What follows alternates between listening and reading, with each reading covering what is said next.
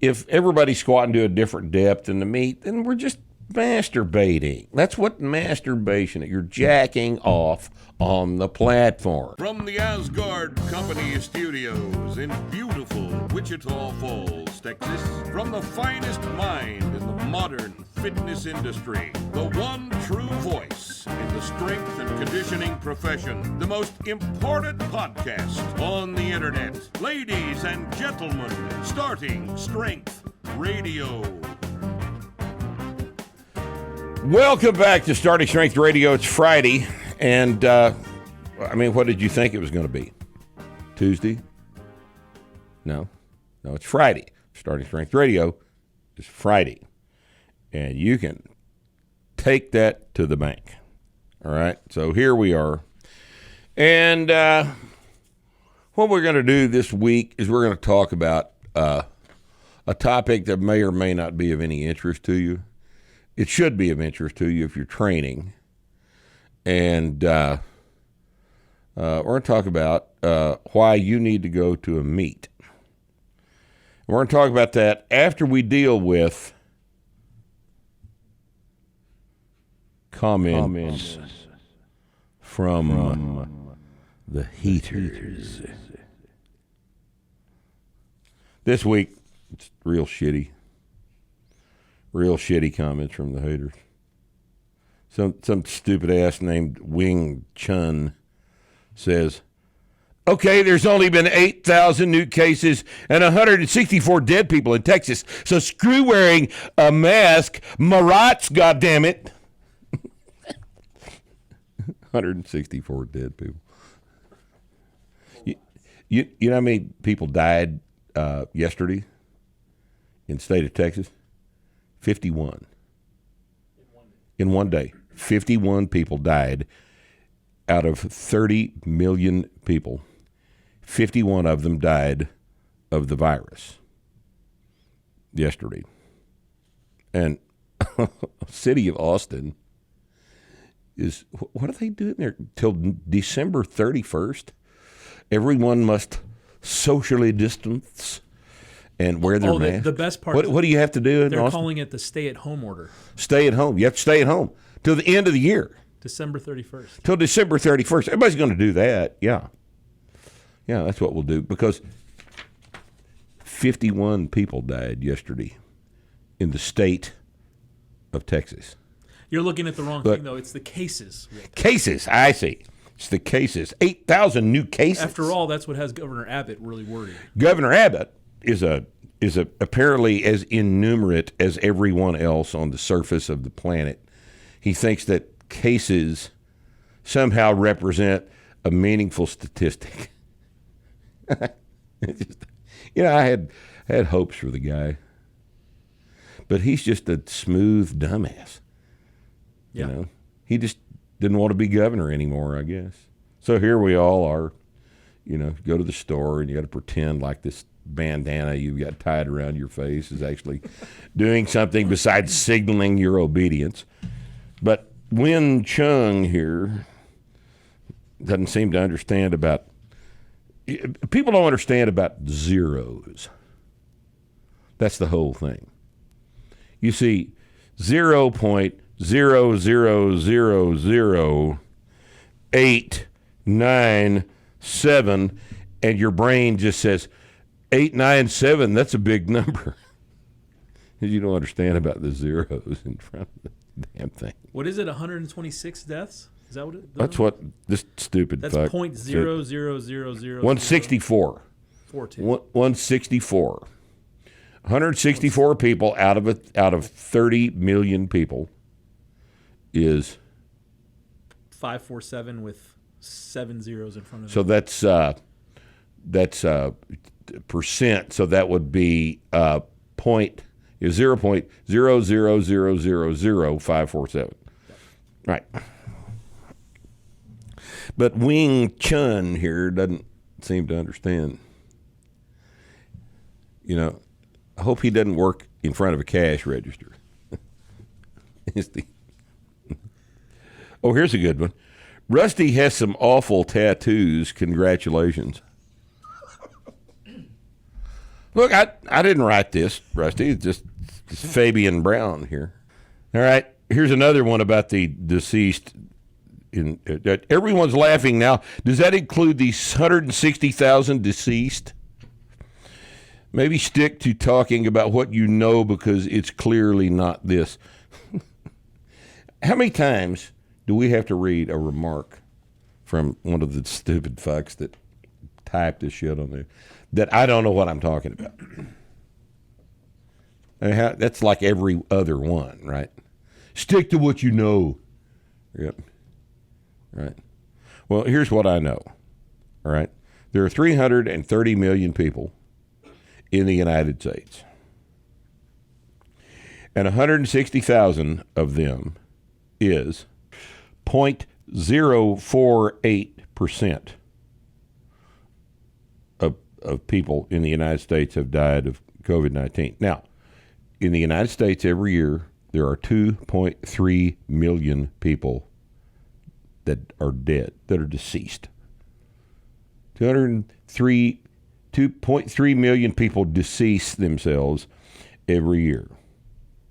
And we're talking here about 160,000 deceased, right? But I don't know what I'm talking about, okay? So. Trust the science, Rip. Trust the science. Trust Fauci. Trust Fauci. Okay, so those are the what are this week going to pass for comments from the haters. So now that that difficult segment is over with, I'll have a drink of my weak iced tea here with no ice in it. And now we're going to talk about how you should go to a meet. All right? Now, a meet is an interesting situation. All right? A meet is where a bunch of people get together on a Saturday, possibly a Saturday and a Sunday if a whole bunch of people sign up for the meet, and see how strong they are. Okay? There are 3 or 4 kinds of meets. All right? We're not going to deal with strongman because we're primarily concerned with the barbell sports. Strongman is a meet, though, and it's a situation where different events are contested, and this is largely up to the discretion of the meet director. There's, farmers walk's always in there, and log press, and what else do they do at a strongman anymore? They do a yoke walk, walks, carries, all kinds of loading stones. These kinds of things that are that feature odd equipment that are not barbells. All right. Sometimes the strongman has a version of a deadlift that always ends up being a rack pull with a whole bunch of weight. You just pull the thing for a few inches off the floor, and it's car tires and platforms loaded with half-naked women, that sort of thing.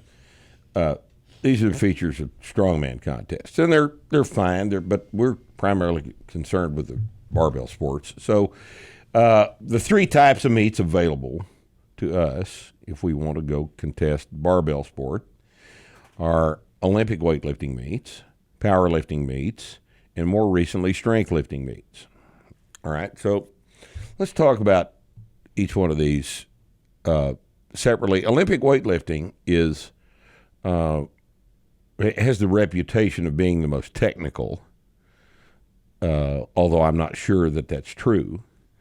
The snatch and the clean and jerk are the 2 lifts contested in a modern Olympic weightlifting meet. Now, prior to the 1972 Olympics, the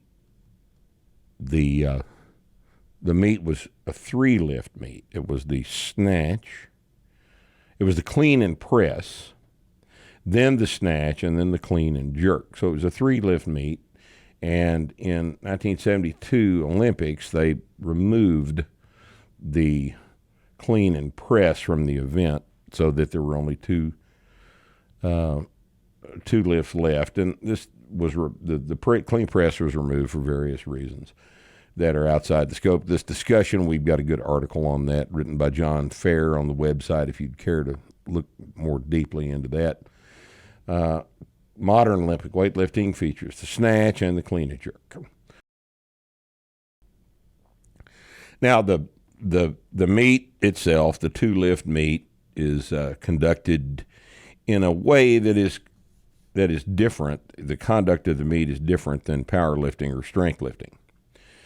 In an Olympic weightlifting meet, the weight on the bar, it's loaded on the floor on the platform, goes up, and you lift the weight that you want to lift as the weight on the bar increases. In other words, if you're opening with 100 kilos in your snatch and you choose 103 kilos for your second attempt, then if somebody is in front of you with 102 kilos, that person goes first, and then you're up with 103. So as the weight on the bar goes up, people take their attempts on that weight. And as is quite often the case with the strongest guys in the meet, those guys are going to snatch. Like if your opening snatch is 180 here in the United States, and then you're going to go to 185 and then 190, you'll follow yourself in fairly close order between attempts. And this is all, you know what's going to happen when you go do this, and you're prepared for this. And the same is true with the clean and jerk. The bar is loaded to the lightest first attempt, and the bar proceeds up with people lifting their turn as the load comes up to the heaviest third attempt. Okay, this is the way an Olympic weightlifting meet is conducted. A powerlifting meet is the squat, the bench press, and the deadlift. And all of the federations that I'm aware of in the United States conduct a powerlifting meet in what is called the rounds system. It's a completely different way to run the meet itself. Everybody who weighs in on the powerlifting meet, and we weigh in on an Olympic weightlifting meet too, and when you weigh in, you get a card and you list your first attempt, where you're going to start. And that allows the staff to organize the table and decide what to load the bar for the first lightest attempt is. And the cards are on the table, or the scoring system provides that information to the people in the audience. And in the case of the powerlifting meet, the first attempt for the for the squat, the bench press, and the deadlifts are given to the staff when you sign in. And when you sign into when you weigh in and your scale weight is recorded, you're going to give them these first attempts. And everybody in the meet, in what is called a flight of, say, 12, 15, 16 people, will do their first attempt. So that'll go from lightest to heaviest, first attempts only. And then when you leave the platform, you go to the score table and you give the expediter your second attempt. And then everybody does the second attempt in order of lightest to heaviest. So everybody that's lifting on the platform is doing either first, second, or third attempts all together. And the bar goes from lightest to heaviest. Now, this is quite a bit more organized than an Olympic weightlifting meet, where the lifter may be following himself, may not be following himself, and the rest between attempts is one of the is one of the factors in terms of the strategy.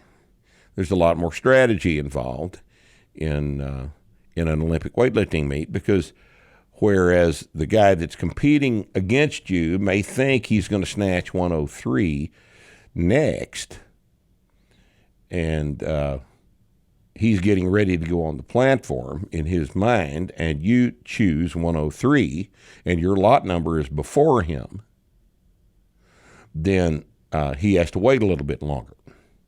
Converse is also true. You may have a guy who is, because of your attempt selection, is forced to wait for an additional 5-6 minutes that he wasn't planning on waiting. So there's all of this back and forth goes on, because the Olympic weightlifting weight on the bar method of running a meet provides another variable or three for the conduct of the meet. And this is part of the interesting nature of Olympic weightlifting, is the way the meet is being run. The round system with powerlifting takes all of that out of the equation. Everybody on the platform right now is either doing their first attempt, their second attempt, or their third attempt. And the only thing common in both sports is that the weight on the bar never goes down. All right? So if you call for a weight in an Olympic meet, that whatever the weight on the bar is the lightest one you can lift. If you decide that you need to back up 2 kilos, that's too bad. You don't get the option to do that. So the weight on the bar always goes up in both of these contests. So round system provides a level of organization running the meet that the weight on the bar system used by Olympic lifting does not. As a result, a powerlifting meet is much more efficient in terms of the amount of time spent under the bar by the lifters. It's a known, if you're running a round system meet, you know about how long each squat is going to take. In our meets, a squat, the average length of time for a squat is 1 minute and 7 seconds. And that has been proven to be the case over all the meets we have conducted, because our staff is very good. We don't misload the bar. We have a platform manager, and we're good at running meets. And our presses and deadlifts are shorter than the squats because of the equipment. Now, a strength lifting meet is essentially a sport that I invented back about 2006 when I was working with CrossFit. Glassman came to me and said, do you have any ideas for a contest of the strength lifts? And I said, I sure do, because I'd been thinking about this for quite a bit of time. So the strength lifting started off as the CrossFit Total with a set of rules that I wrote for the sport. Now, when we first started this, we had intended that the CrossFit Total be run like a weightlifting meet, weight on the bar method. But nobody liked that idea but me. So it got changed over to round system later on. And the thing has become known now as strength lifting. And the difference in the name powerlifting and strength lifting is kind of important as far as I'm concerned. Powerlifting is not about power. A 10-second deadlift is not an expression of power. It's an expression of force production, strength. A 6-second bench press is not an expression of power. An 8-second squat is not expression of power. And those of you that know what power means understand exactly what I'm talking about. And so powerlifting is misnamed. It should have been called strength lifting, but powerlifting sounds cool, and that's why they called it that, because it sounds cool. Power, the way powerlifters talk. They'll talk like Macho Man Randy Savage. I'm going to squat 850. It's my opener today. Got to squat 850. And it's 8 inches high and shit. You got white lights and shit on it.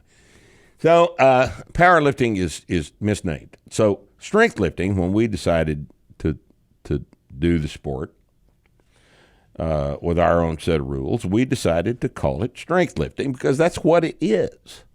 The squat, the press, and the deadlift are movement patterns that employ force production.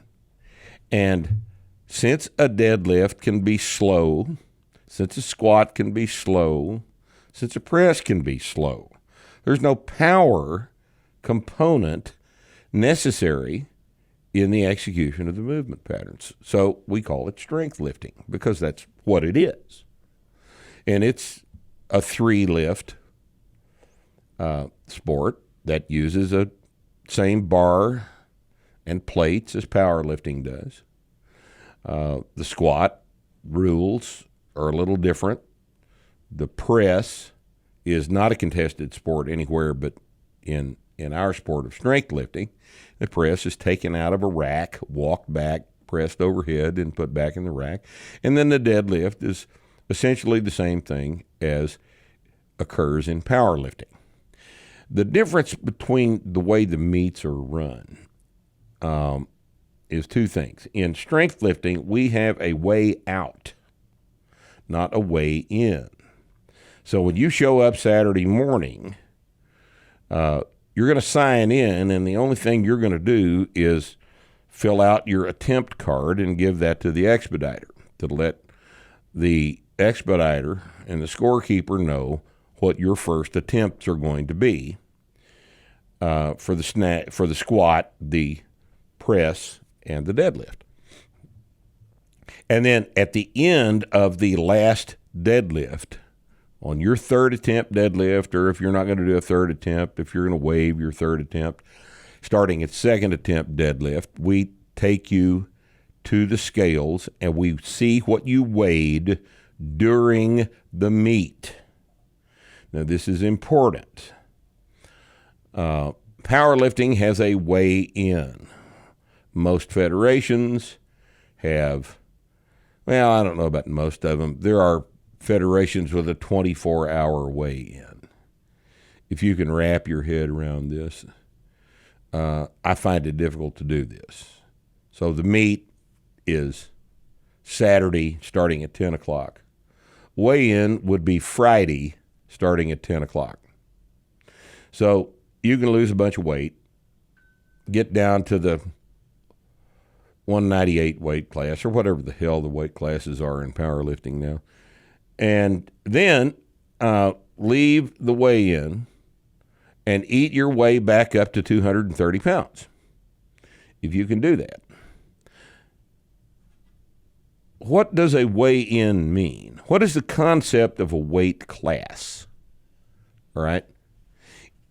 In these types of powerlifting federations, a 24-hour weigh-in means essentially that at some point in the past, you had to have weighed 198 to compete in the 198-pound weight class. And the fact that you weigh 230 during the meet is irrelevant. This is amusing to a logical person. Okay, the concept of a weight class, I don't know how that got lost in the process, but a meet with a 24-hour weigh-in is a meet essentially without weight classes. A meet with a 2-hour weigh-in, let's say the meet starts at 10 o'clock and the weigh-in starts at 8 o'clock. I know people who have gained 10 pounds of body weight between the time they weighed in at 8 o'clock and the time their first attempt was called on the platform, 3 hours later. Once again, the idea of a weight class is that this is what you weigh. Now, back in days of yore, when you set a world record at the Worlds for powerlifting, at the IPF Worlds, you set a world record. It's a brand new world record. Upon you having set that record, they weighed the bar, they weighed the set. So the record was what was actually on the bar, what the bar weighed, including missed loads and whatever happened with the plate castings and everything else. They knew exactly what the bar weighed when you lifted it. They had to shut the thing down to do this. And then they took you from the platform to the scale to make sure you were still in the weight class for which you set the world record. And this is the only honest way to do this. It doesn't take a high degree of intelligence or perception to understand that if you weighed 228 in the 220-pound weight class and you lifted a world record, well, it's not a world record in the 220-pound weight class. Now, is it? So I don't know what's being done now with respect to that. There are so many federations and the sport's become so fragmented that it really doesn't matter. It's just go have fun at the meet. If you want to play like you set a world record in the Masters division weighing, 5 pounds over your weight class at 73 years of age, then go ahead and enjoy yourself. It's fine with me. I don't care, but that's not what you did. All right. So we have addressed that problem with the way out. So whatever you weighed when you finished your last deadlift is the weight class in which you competed. And this is the only honest way to do this. And it solves a lot of problems. It completely eliminates all of the chaos that a weigh-in front of the meet starting creates. All of that chaos is completely unnecessary. We don't have to call the session into the weigh-in in the middle of the meet. Everybody stand up and get naked and go to the scale and all this other shit. We just weigh you out. It takes about 2 minutes. And if you want to compete in the 198-pound weight class, then make damn sure that you weigh 198 pounds or less as you step away from the platform from your third attempt deadlift, because that's the weight class you're in. And I think it's an honest approach to the sport. It's an honest approach to the concept of a weight class, and nothing else really is. So I'm happy with how that has turned out.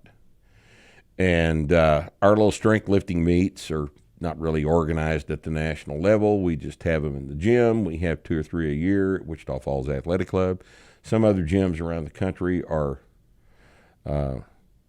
doing these too. Eventually, a national federation will step up that's capable of getting the job done, and we'll look forward to helping them when that time comes. But right now, we're just having fun with our meets. And what you'll find is that the vast majority of the people that come to meets at Wichita Falls Athletic Club are just there to have fun. They've been training, and signing up for a meet is an important thing, all right? And this is really what I want to talk about today. When you sign up for a meet, it changes very, very fundamentally your approach to the very next workout. When you sign up for a meet, you send in an entry fee. You're going to be there lifting at 10 o'clock Saturday morning, 3 months from now. What you do at the meet matters to you because you signed up for the meet, and now you're judged. Everything's got to be prepared and ready. And as a result of that, everything that you do in training between that point and the meet also now matters more. Signing up for a meet is the best thing you can do for your training. It really is. And, people that sign up for our meets, and probably most people that go to power meets and Olympic weightlifting meets, they know they're not competitive at the national level. That's not the point. It's not the point. People that tell me, well, I want to make sure that I can win before I sign up for the meet. I still hear that every once in a while. They're never going to do a meet if you do that. You're a pussy. You can't get beat? What's wrong with you? You're afraid to get beat? What are you afraid of, boy? How do you think you're going to learn about how to lift in a meet without going to a meet? You want to wait till you can win to go to a meet?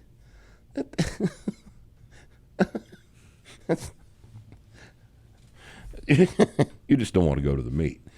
We understand. You just don't want to go to the meet. So don't go to the meet. But don't tell me stupid shit like that. That's pointless. You go to the meet to lift in the meet.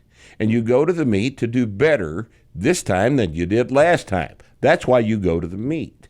Because improvement is gauged at a meet. That's when you set a 1 rep max. That's the only reason to do a 1 rep max, because the rules of the meet require a single attempt, and the heaviest one you can do is your 1 rep max in the meet. It's become fashionable recently to use this bizarre term, an estimated 1 RM. My estimated 1 RM Oh, is... it's real big number. Yeah. It's a real big number. It changes daily, but My estimated 1 RM is, on the deadlift, is I probably do 8:15. 8:15 if I had to, but I know I can do 5.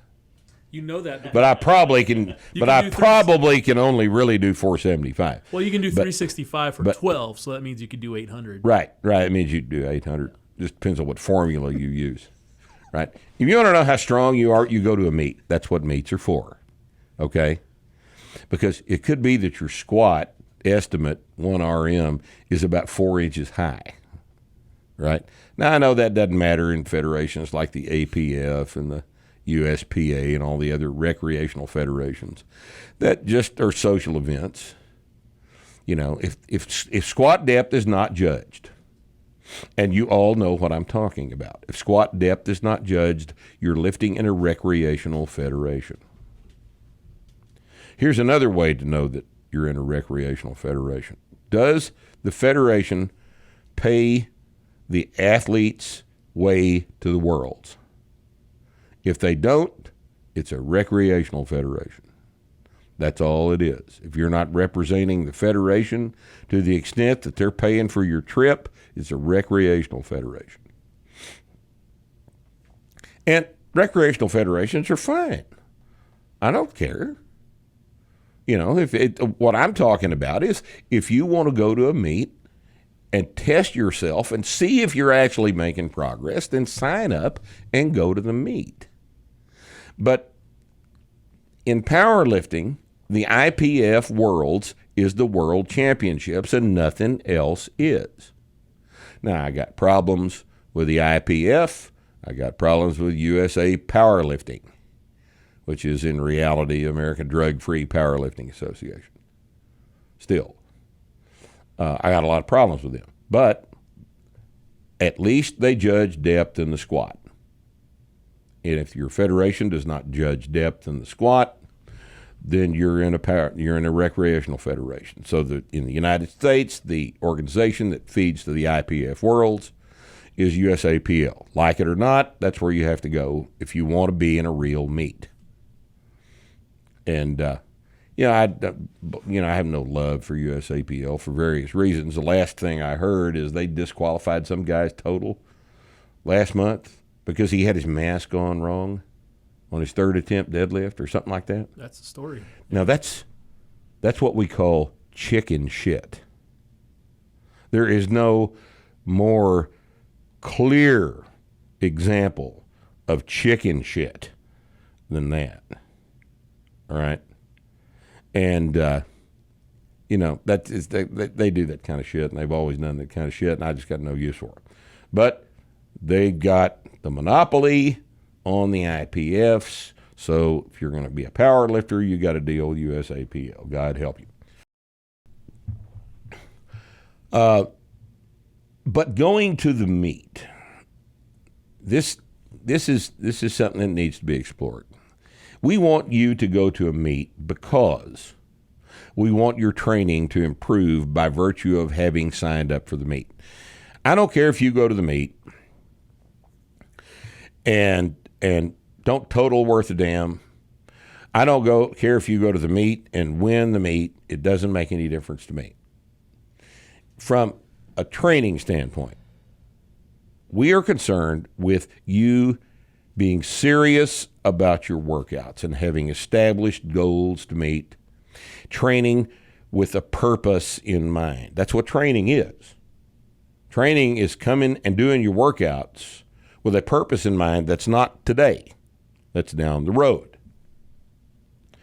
And if you've got to meet in 3 months, if you're intelligent, you have planned out every single workout down to the pound, the sets, the reps, and the weight on the bar that you're going to do between now and the meet. You started there in the future and planned it back, and now we're training.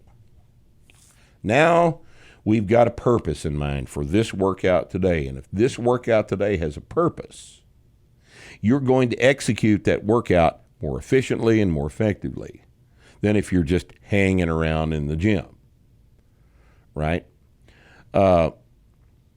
We tell novices to enter meets.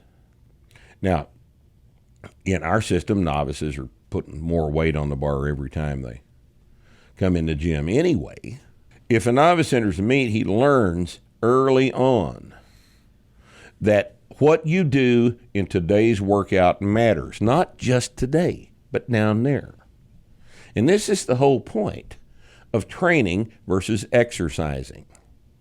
If you just come in the gym and just throw the dumbbells around, walk on the treadmill and watch CNN and listen to the propaganda and then go take a sweat and take a shower and leave, you're just exercising. You're just burning some calories, enjoying yourself on the way home from work. If you have a meet you're going to in 3 months that you know that Saturday morning you got to stand up in front of a whole bunch of people and do these 3 lifts for 3 attempts, things are different.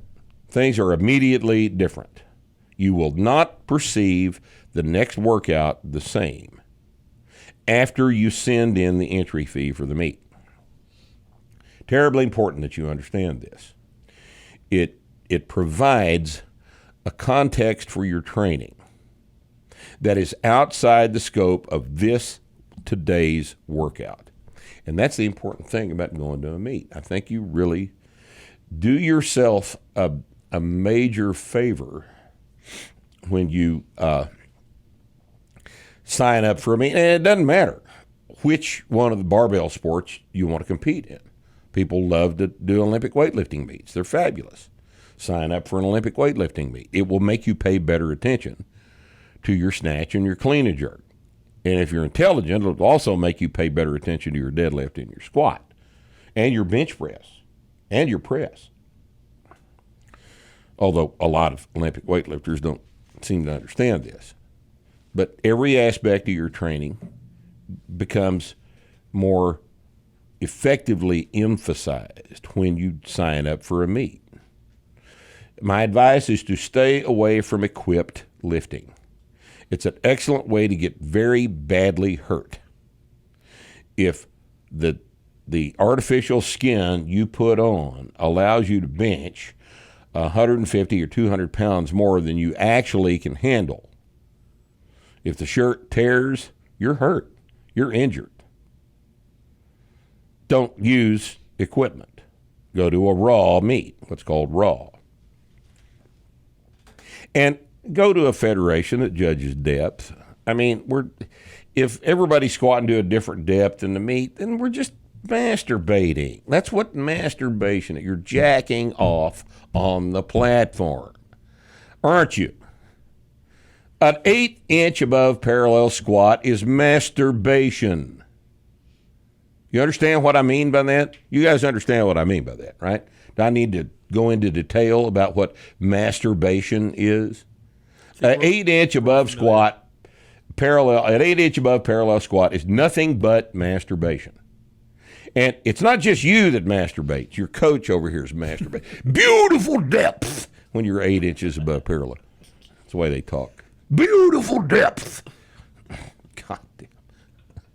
There's no such thing as beautiful depth. There's either depth or there's not depth. You're either deep or you're high. Beautiful is a degree of depth, right?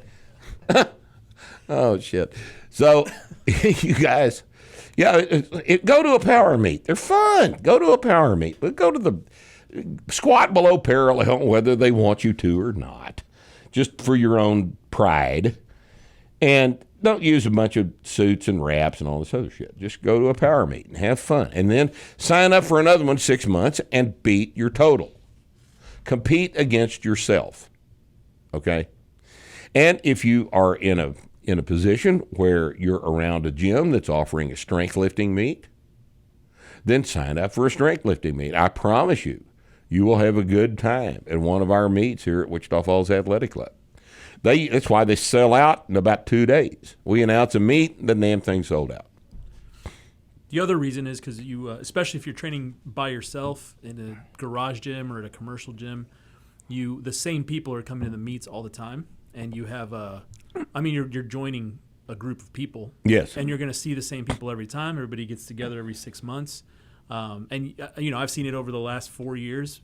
People make friendships out of people make good friendships. We all go eat together after the meet, and nobody remembers what you lifted in the meet. Nobody knows what the total was. They all know that you did the best you could, and that you had the balls to do it in front of judges.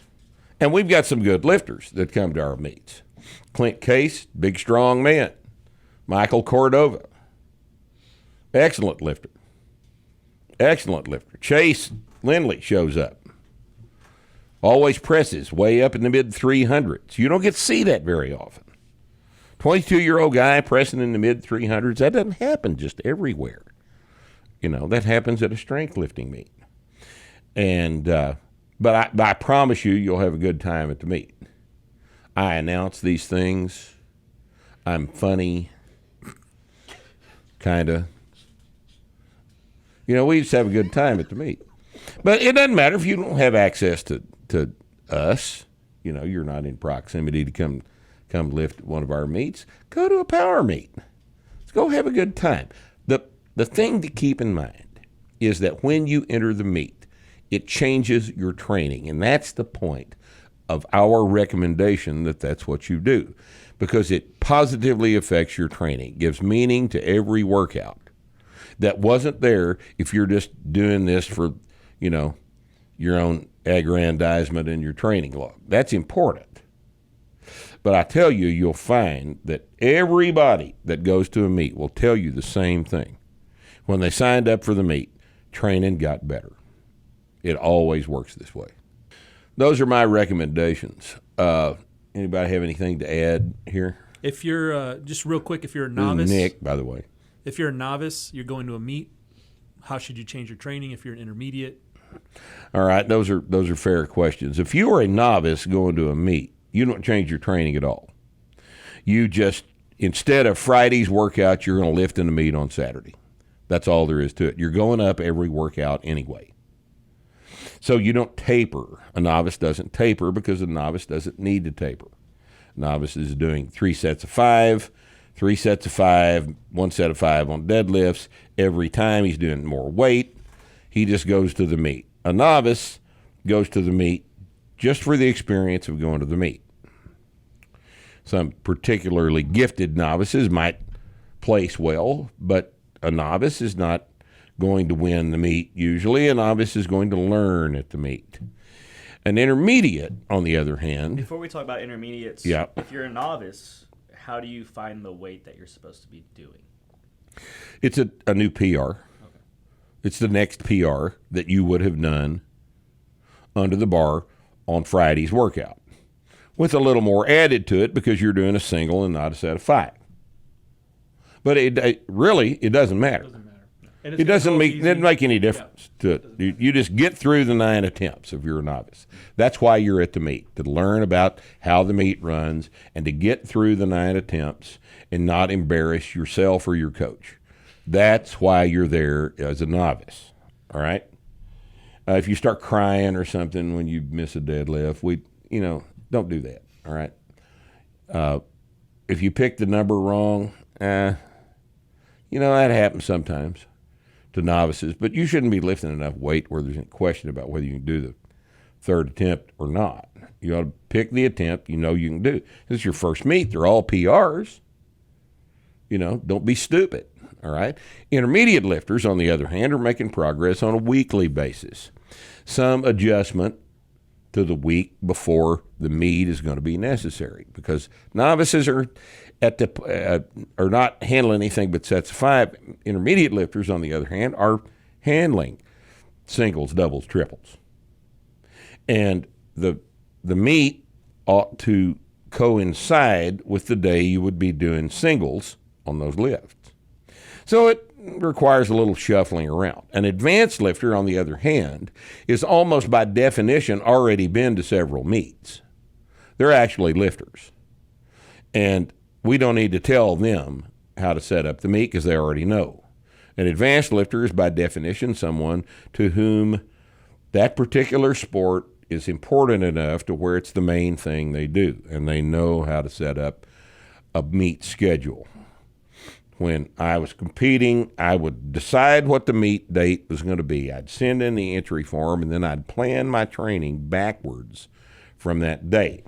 And in doing so, you always fuck that up, okay? You always fuck that up. You won't ever hit all of the numbers you think you're going to hit. And that's how you learn about adaptation. That's how you learn the hard lessons about training, is what you think you can do versus what happened.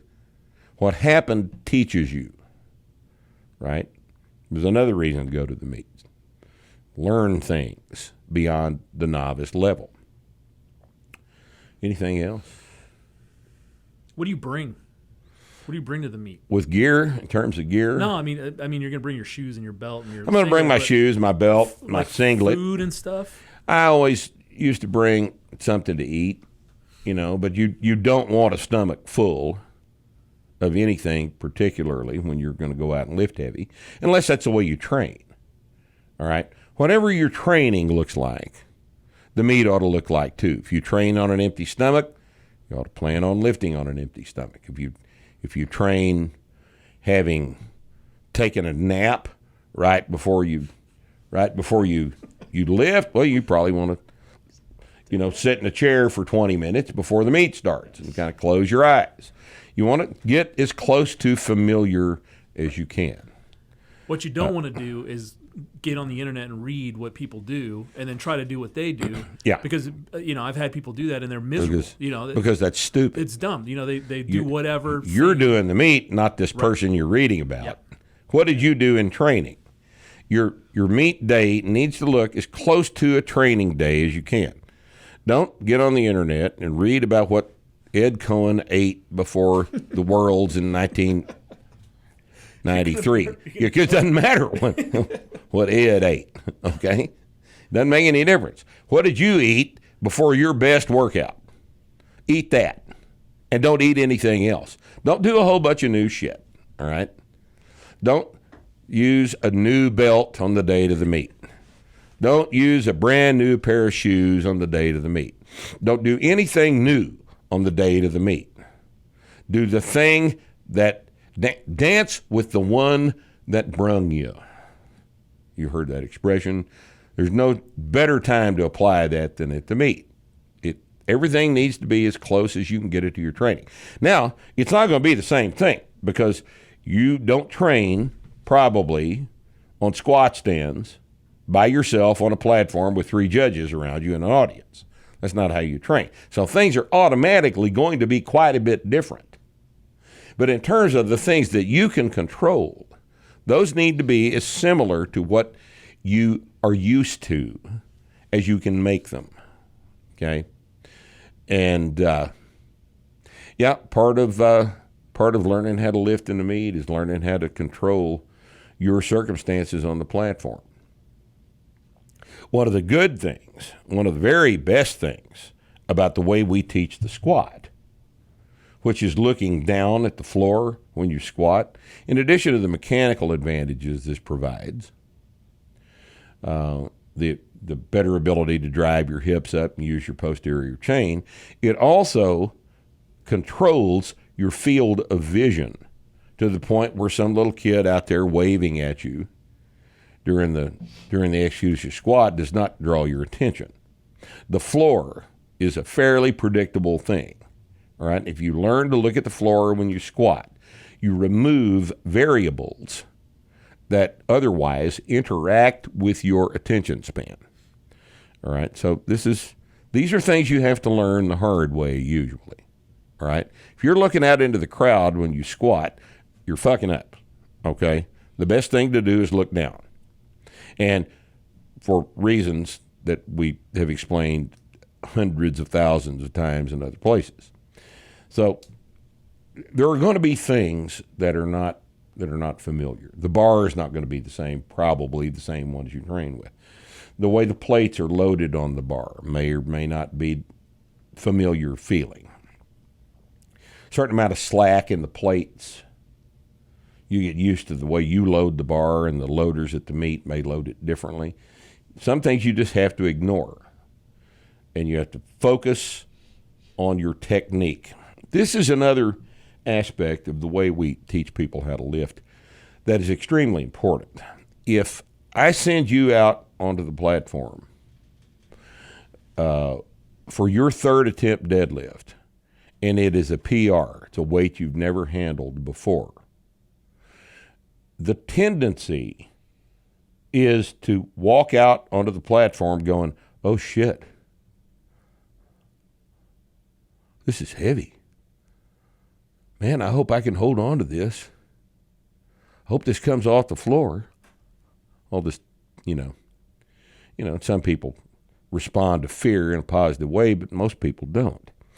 So what I want you to do on every one of your 9 attempts at the meet is I want you to focus on the technical cue that you need to perform to correctly execute the correct technique we have taught you for that particular lift.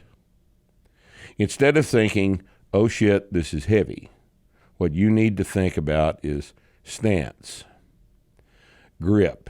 It's in the right place in my fingers. Now, set the chest up, push the floor. You're thinking about the technical details that you're going to execute with the barbell, not how much it weighs. And this is one of the big advantages to the way we teach these lifts. There is a checklist of technical things that you have to do. And it doesn't matter what weight's on the bar. You're going to do these things with your first attempt and your third attempt. And every one of these attempts, you have to learn to focus on those technical details. And believe me, I have learned this the hard way. Okay? This is one of these lessons that you would be better to learn from me than to have to figure this out yourself. Okay? There's a thing that you have to do to squat a heavy weight. What is that thing? And how do I execute it the same way every single time? That's what you need to be thinking about on the platform. See, that's another one of the variables that you have control over. You can't control the way the bar is loaded. You can't control the bar. You can't control the knurl on the bar. You can't control the plates. You can't control the judges. You can't control the platform material. There's all kinds of things that you don't have any control over, but the things that you do have control over, you must exercise that control to the best of your ability. You don't allow random variables to be introduced into the execution of these 9 attempts. That's your job. You have to learn how to do it, and there's no better place to learn that than a meet. Okay? Anything else I'm leaving out here? One quick one. So I've had a couple people do powerlifting meets, and you got to deal with rules, right? So the way I've done it is these are novices on their first rep of their work weight leading up to it, have them practice the rules, and then just have them do the rest of the reps normally? How would you do it? That sounds like a reasonable deal. So somebody's going to a powerlifting meet and they got to pause a bench press. Yep. Wait for a down command, all that shit. Right. All this shit. One of the things I forgot to mention about the differences between strength lifting and powerlifting is, and this is very, very important, in powerlifting, the judges actually participate in the lift. Now, I've always thought this was stupid. All right. Why should the judge have to tell you to rack the bar when you're through with a squat? Why should the judge have to tell you when the pause was long enough in the bench press and to rack it? Why should the judge have to tell you to set the barbell down after you've locked out a deadlift? These are all completely unnecessary. And the way you know that is the judge doesn't call you up from squat depth, now does he? So why should the judge tell you how long you've paused is enough in the bench press? That makes no sense. It's illogical and inconsistent. In strength lifting, the judge sits there in the chair and judges the lift, which is his job. All right, now here's an interesting example of how this is very important. All right, if you've got a judge, the head judge in a powerlifting meet. So here's an example of why this is very important. The judge in a powerlifting meet actually gives you a signal when he decides that you have paused the bar on the chest long enough. Now, this up signal or press signal, it's been done with the verbal command to press or a clap at various times in the history of the sport. One of the problems is inconsistency. It is impossible for a judge to be perfectly consistent with 60 bench press attempts that he is judging over the course of a flight of 20 lifters. It's impossible for that judge to say, to leave the bar on the chest of the lifter the exact same amount of time for each one of these lifters. Even if his intentions are to do that, he can't do it. It's physically impossible. All right? The rule says the lifter must pause the bar on the chest so that there's no rebound. The idea is to eliminate the rebound in the bench press. I don't know why we're eliminating the rebound. It's just one of the quirks of the rules. Why not do an honest touch and go? If I were running powerlifting, I would have a touch and go bench press instead of a pause bench press. It's safer and it's more consistent, and you can judge a heave off the chest just like you can a pause, right? In a power meet, the rule says that the lifter must hold the bar on the chest until the bar is motionless, at which time the head judge, will give the press signal. Now, I've seen several times this very thing happen. I have seen the head judge, who is either friends with or afraid of the lifter, give the press signal before the bar touched the chest. Now, in that situation, what do the side judges do? What do the side judges judge? Do they judge the signal, or do they judge the bench press? If the judge gave the signal to press before the bar reached the chest, then no pause effectively is being required of that particular lifter. But that lifter got the press signal. So what do the side judges that are not involved in this fuck up do in that situation? Well, what they ought to do is there be no signal from one of the judges. In other words, the judge doesn't need to participate in the execution of the lift if you've got a set of rules that the lifter is supposed to be familiar with. The judges just judge the performance of the lift according to the rules. That's the logical, sensible, normal thing to do. But if you inject a judge's command in this thing, then you've got another fallible human involved in the process. And you've got nothing good coming out of that. So what we have done with strength lifting is we've omitted the involvement of the judge in the participation of lifts. Okay? So I think that's an important aspect of this. But back to our basic premise. You go to a meet to make your training better. And I want to encourage all of you guys to give some thought to entering a meet. Doesn't matter what kind of meet it is. You'll have fun at the meet. You're probably going to get beat. Who cares? Everybody gets beat. All right? And, you know, if you'll find an amazing thing happens after you mail your entry fee in. People don't do that anymore, but we used to write a check. Hell, I've put $50 in cash in an envelope and sent it in for an entry fee before. But now it's all handled on the internet. Once you do that, once you push the button and now you're entered in the meet, shit's different. Things just got real. And I think you'll find that your training benefits from having done so. If you got any questions about this, let us know. This might be some good questions to ask for a next Q&A. So be thinking about that, and just like to wish everybody good luck on your next meet. You guys will find that you've had a lot more fun than you thought you were going to have. You're going to be all worried and anxious and all this other shit, and at the end of the day, you're going to have had a ball. Give that some thought. We'll talk to you next week on Starting Strength Radio.